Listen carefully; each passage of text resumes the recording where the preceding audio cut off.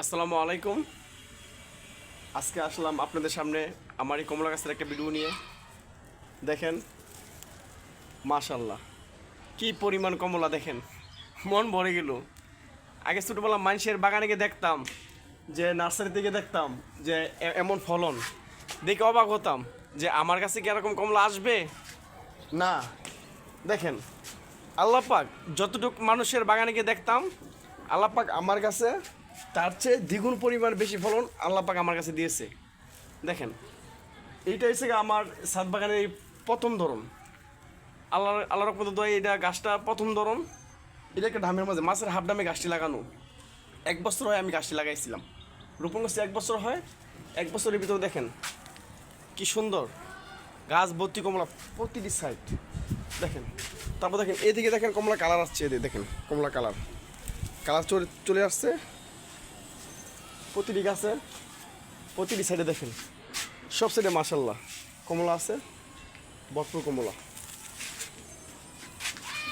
গুণে শেষ করতে পারবো না যে কি পরিমাণ কমলা একটা গাছে আল্লাহ পাক দিয়েছে, আল্লাহর নিয়ামত বলে শেষ করার মতো না।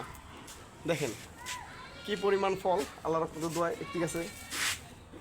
দেখেন দর্শক, গাছ ভর্তি ফলন। আমার এই গাছটার মাঝে কি পরিমাণ ফলন আল্লাহ পাক দিয়েছে, কেউ যদি নিচকে আইসা বাগানে দেখতেন তারপর বুঝতেন যে আসলে ছাদের বাগানের গাছে এত ফলন আল্লাহ পাক দিয়েছে। তবে কেউ মুখ লাগায়েন না, আইয়া 2-3টা খায়েন। এখন আপনাদেরকে আরেকটি গাছ দেখাবো।